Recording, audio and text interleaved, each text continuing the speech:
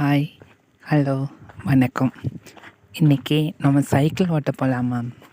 ஏன்னா நம்ம தலைவர் எம்ஜிஆர் வந்து நம்ம சரோஜினி அம்மாவுக்கு வந்து சைக்கிள் ஓட்ட கற்றுக் கொடுப்பாங்க. ஆனால் ஒன்று, சைக்கிள் ஓட்ட சரோஜினி அம்மாவுக்கு நல்லாவே தெரியும். இதில் ஆக்ட் மட்டும் பண்ணியிருப்பாங்க. ஏன் அப்படி சொல்கிறேன்னா, நம்ம கன்னடத்து பையங்களே கல்யாண பரிசு படத்தில் சைக்கிள் பயங்கரமாக ஓட்டுவாங்க, அப்படி தானே? இதுலேயும் சைக்கிள் ஓட்ட எம்ஜிஆர் வந்து சொல்லிக் கொடுப்பாரு, இவங்க கற்றுப்பாங்க. ஆனால் ஒன்று, 2 நிமிஷம் வரைக்கும் அவங்க சைக்கிளில் உட்காந்துருப்பாங்க. எம்ஜிஆர் தான் தள்ளிட்டு போவார். ஆனால் அவங்க வந்து சைக்கிள் ஓட்டவே மாட்டாங்க, சும்மா காலை மட்டும்தான் வச்சுருப்பாங்க. நல்லா பாருங்கள். அதுக்கப்புறம் அவங்களே சைக்கிள் ஓட்ட கற்றுக்கிடுவாங்க. இந்த இந்த பாட்டில் நம்ம சரோஜினி அம்மா வந்து அவ்வளோ அழகாக இருப்பாங்க. ஒரு சந்தோஷமாக சைக்கிளையும் கற்றுப்பாங்க. காதில் ஒரு புல்லாக்கு போட்டிருப்பாங்க, மூக்குத்தி போட்டிருப்பாங்க, அப்புறம் ஜிமிக்கி போட்டிருப்பாங்க. அப்புறம் அள்ளி முடித்து அவங்களோட கூந்தலாக இருக்கட்டும், அப்படியே நம்ம தலைவர் பக்கத்தில் உட்காந்து சாஞ்சிக்கிட்டே போகிற அந்த அழகாக இருக்கட்டும். ஆனால் என்னதான் இவர் வந்து நம்ம எம்ஜிஆர் வந்து இவங்களுக்கு சைக்கிள் ஓட்ட சொல்லி கொடுத்தாலும் அவர் மேலே ஒட்டாமையே இருப்பாங்க. நல்லா நோட் பண்ணி பாருங்கள், ஒட்டியிருக்கவே மாட்டாங்க. நம்ம எம்ஜிஆர் ஐயா வந்து இதில் வந்து அவர் என்ன பண்ணுவார்னா, இவங்க சைக்கிள் ஓட்டும்போது அது கெட்டியாக நல்லா பிடிச்சிருப்பாங்க, எங்கே விழுந்துருவாங்களோன்னு.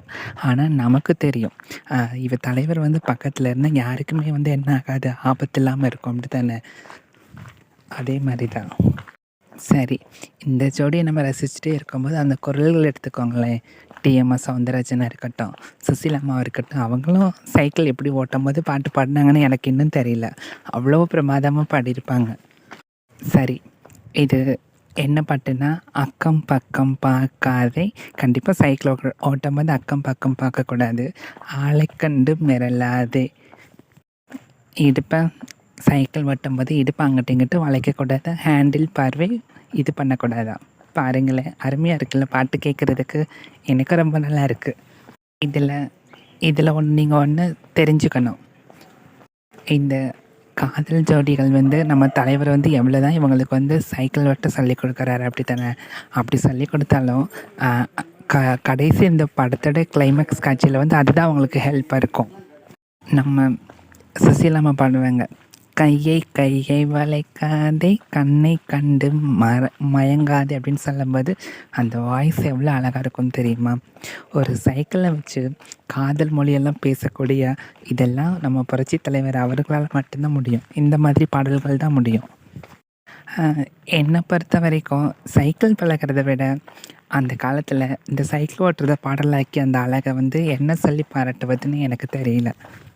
அப்புறம் இதில் ஒரு வரிகள் வந்து காலகாலத்துக்கும் பேசும். என்ன வரின்னா, போக்குவரத்து நம்ம இப்போ பயங்கரமாக போக்குவரத்து இருக்குது, அப்படி தானே? நெரிசல்கள்லாம் பயங்கரமாக இருக்குது. ஸோ போக்குவரத்து அதிகமாக இருக்குது, மெதுவாக போகணும்னு தெரிஞ்சுக்கோ. பாருங்கள், அப்போவே சொல்லி கொடுத்துருக்காரு, போக்குவரத்து நம்ம மெதுவாக போகணும், அதிகமாக இருக்கிறதுனால மெதுவாக போகணும். அப்புறம் வந்து போலீஸ்காரை வந்து நிப்பாட்டுன்னா கண்டிப்பாக நீ நிப்பாட்டி தான் ஆகணும்னு சொல்லுவாங்க. அதுக்கு சரோஜினி அம்மா சொல்லுவாங்க, சைக்கிள் போகிற வேகத்தில் யார் தடுத்தாலும் சைக்கிள் போய்கிட்டே தான் இருக்கும், அதனால் இந்த பொண்ணெல்லாம் நிற்காது, அதை நீங்கள் புரிஞ்சுக்கோங்கன்னு சொல்லிட்டு அற்புதமான வரிகளோட இந்த பாட்டு செமையாக இருக்கும். ஆனால் எனக்கு ஒரு வரி ரொம்ப காமெடியாக இருக்கும். என்ன வரின்னா, போலீஸ்காரன் ஸ்டாப்புன்னு சொன்னால் பொத்துன்னு நிற்கணும். பார்த்தீங்களா? இந்த பொத்துன்னு நிற்கணுன்னா நம்ம மெதுவாக நிற்கணும், அது தானே? அருமையாக இருக்குல்ல இந்த மாதிரி வரிகள் கேட்கறதுக்கு. உங்களுக்கு இந்த பாட்டு பிடிச்சிருந்தா சொல்லுங்கள். இது என்ன படம்னா, நீதிக்கு பின் பாசம் அப்படிங்கிற ஒரு படத்தில் அக்கம் பக்கம் பார்க்காதே சைக்கிள் ஓட்டுற மாதிரி சீன். உங்களுக்கு யாராவது சைக்கிள் ஓட்ட சொல்லி கொடுத்துருக்காங்களா? சொல்லுங்கள் பார்ப்போம். பாய்.